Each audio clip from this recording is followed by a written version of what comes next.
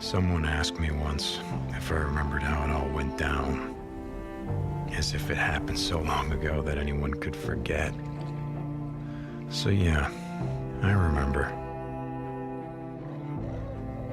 I remember when our homes and our towns turned into graveyards, when the wilderness became our only hope for survival. I remember when the planes fell out of the skies, when the trains stopped running, when the turbines shut down, and the world went dark. I remember when they put up the razor wire, like it was gonna stop anything. And the feds ran out of body bags. Deep. Rope. And some of us sort of lost our minds. I think it's dead. Some lost more than that. Much more. I remember when we lived by a code, when brotherhood meant something, and living meant more than surviving. Goddamn liar! So yeah, I remember how it all went down. I don't give a damn about any of that. You know what I remember most? Riding the open road. The smell of your hair. The touch of your skin. I remember you. But those days are gone.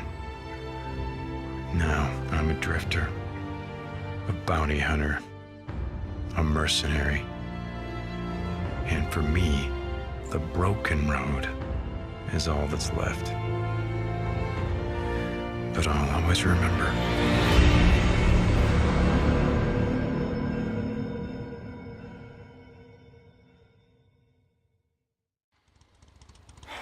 He's headed to the old sawmill. Going in after him. It's gonna be dark soon. When does that ever stop me?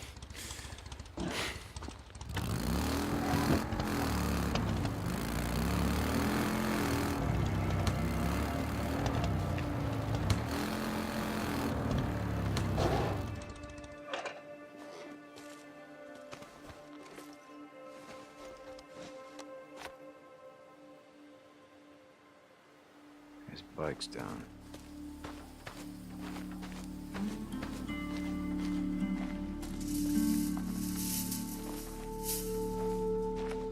All right, Two Dog, where the hell are you?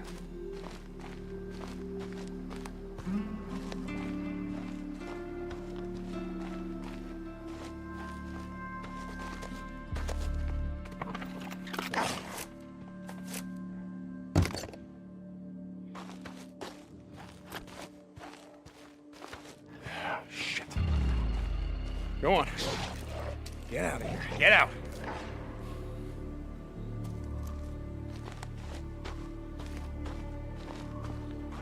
Well, that ain't him.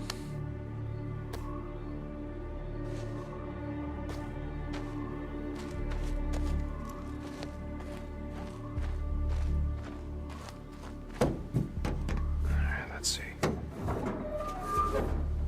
Yep. I could use that.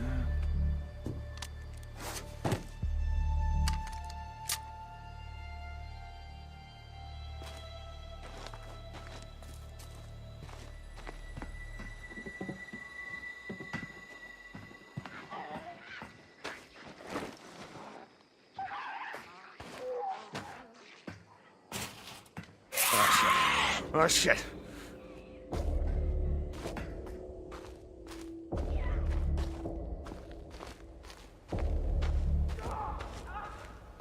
Two Dog.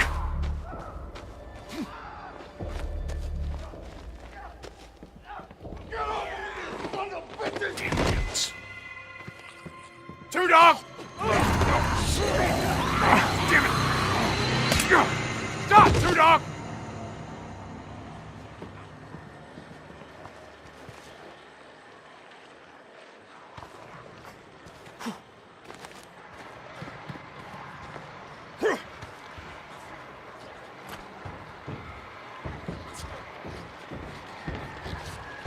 Look around, brother!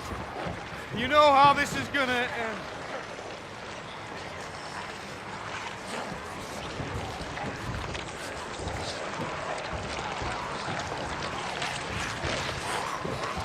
Where you at?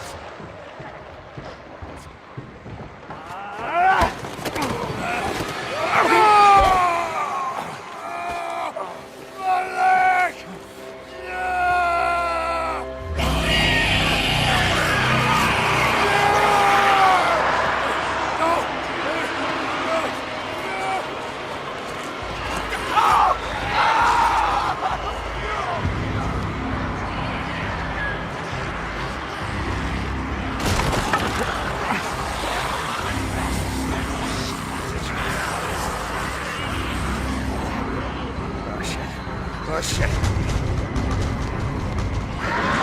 Come on!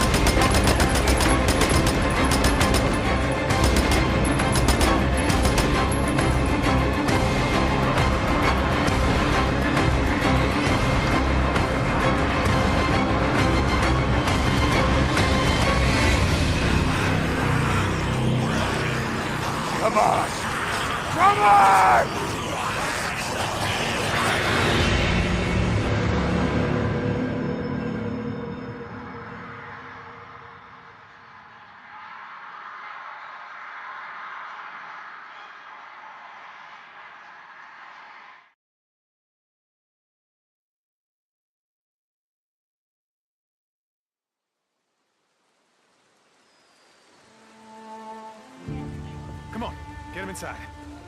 What happened? Got hit again. Squatters off the highway. We've got to get some men together, go after them. Don't look at me, it ain't my problem. They've got Manny. You sent Manny on a supply run. I just run the camp, Deke. I don't tell folks how to live their lives. Go to hell, Cope!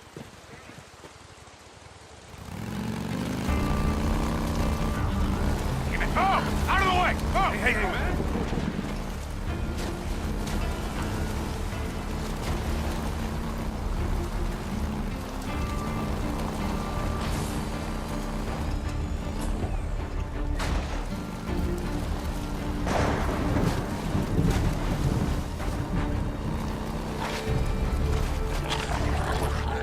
No, that ain't him. Oh, come on. Oh, crap. Come on, come on! Son of a bitch.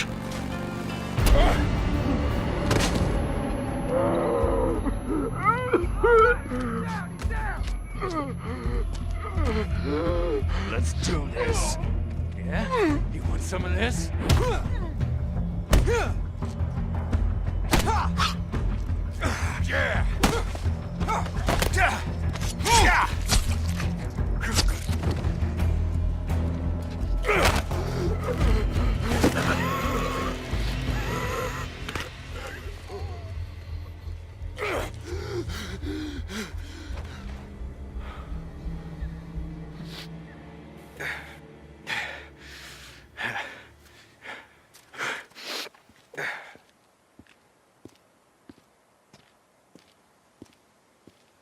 That's Manny's bike.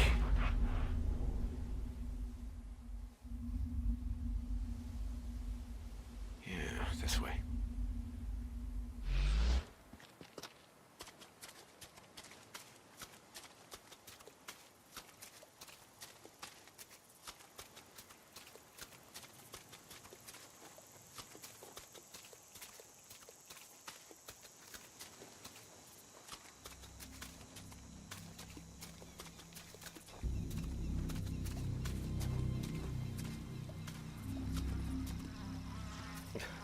Ugh.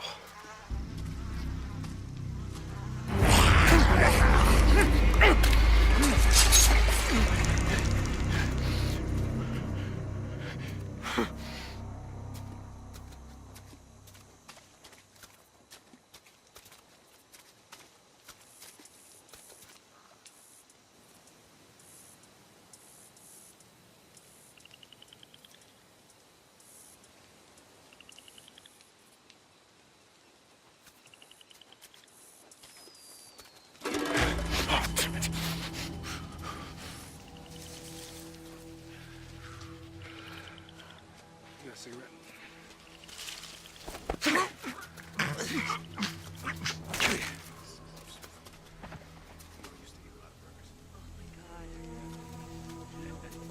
What the hell is wrong? Why do you have? You always have a bad attitude. You know? I have a bad attitude. I have. You have a bad attitude. could even do a burger. Just don't talk. Oh, yes, better if we just don't. Yo, where you at, man? Hey, shut the hell up. Shh, make it too goddamn. He's not being that loud. You shut the hell up. Thank you. You shut up. Okay, shh. I want all of you to shut the hell up. What is your problem? Oh, shh. There's something out there. Just a Stop! God! No, my leg!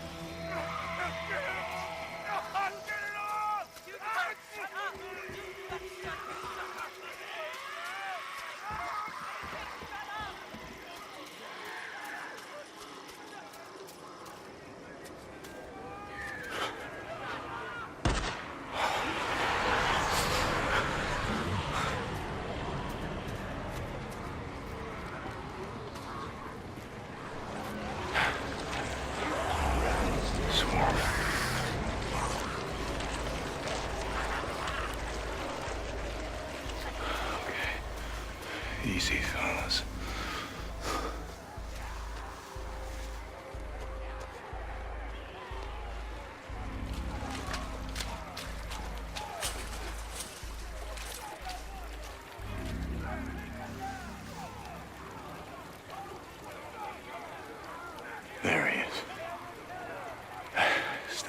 alive. How the hell am I?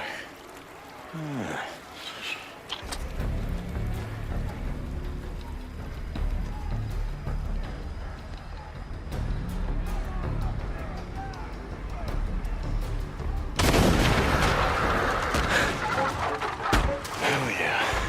Come and get it. Dinner time.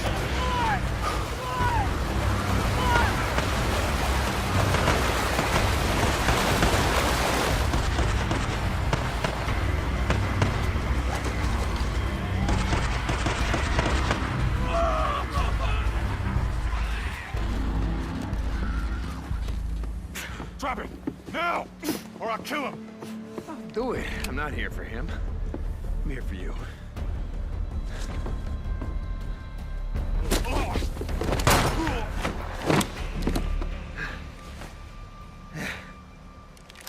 Oh, God. Deke. Hi, Manny.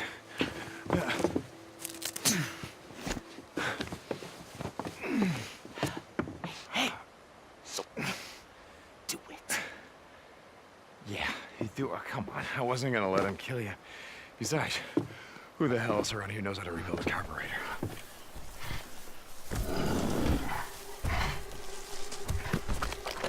Okay. Just back up. Nice and slow. Don't make a sound.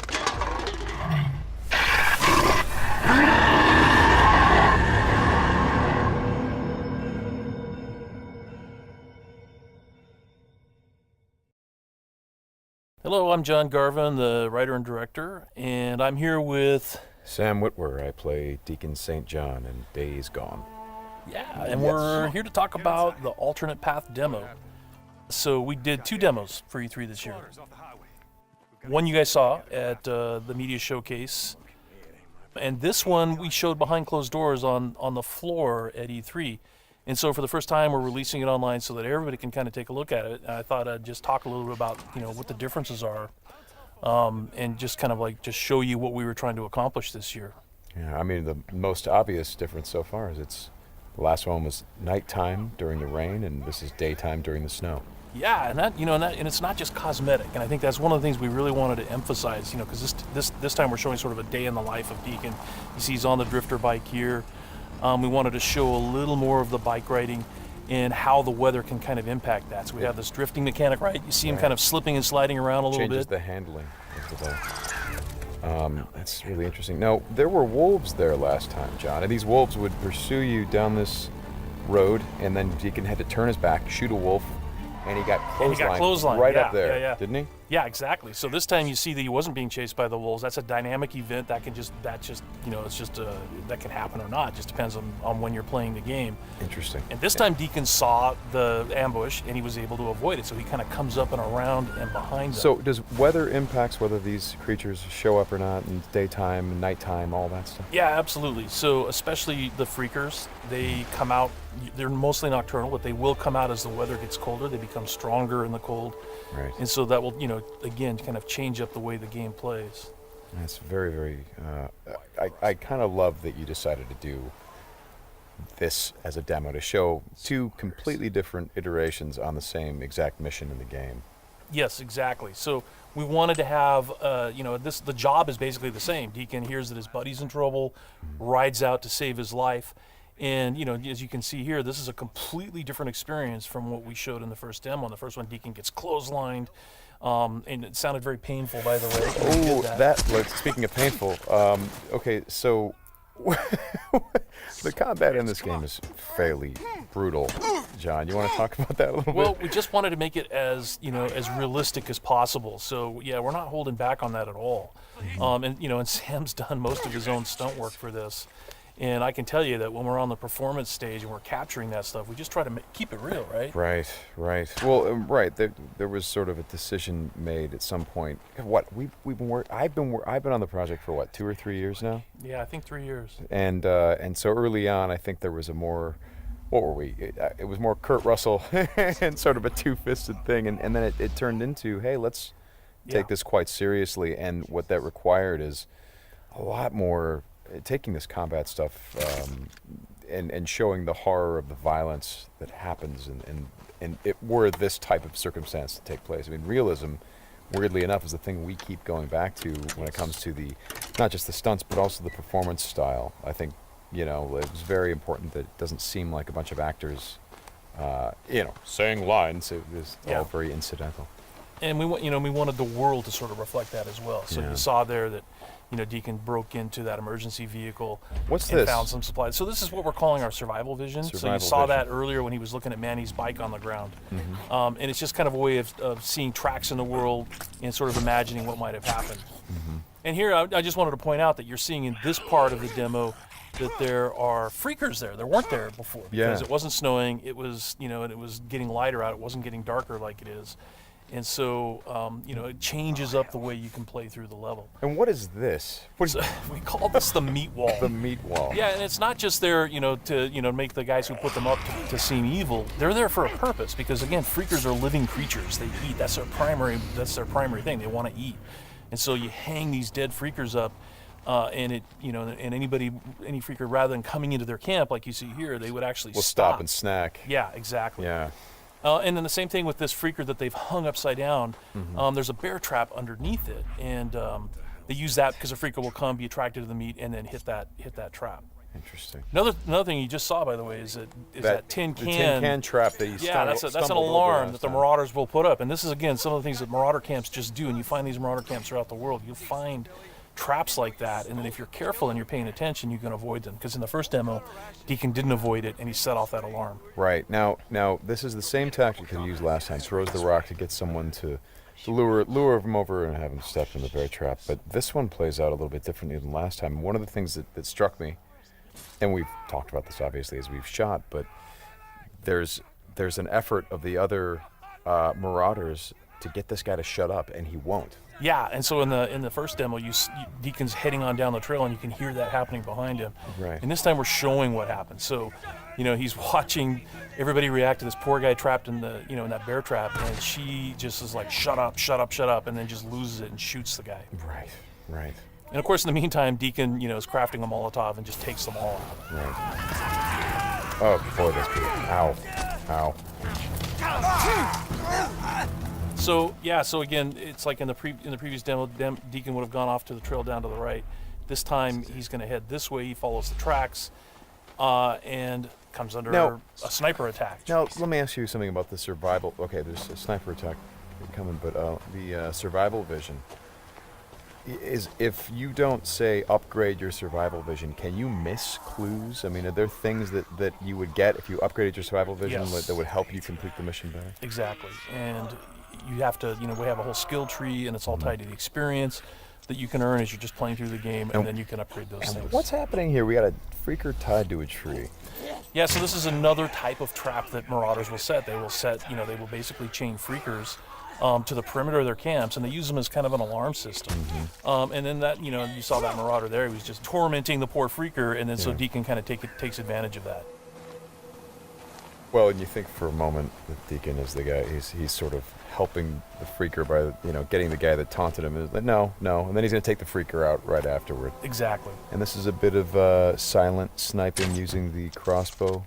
Yeah, so this whole sequence at the end plays out very differently. In the first demo, you saw Deacon use a swarm. He weaponized a swarm, lured them into the camp, and then they kind of did the work for him. There's no swarm in this run-through. Right. So the player really has to go in and use what we're calling our strategic sandbox combat, and that's just, stealth mechanics and setting and using traps, whole arsenal of weapons. You see there's a variety of weapons that Deacon's going to use through this, including the crossbow. He crafts his own bolts.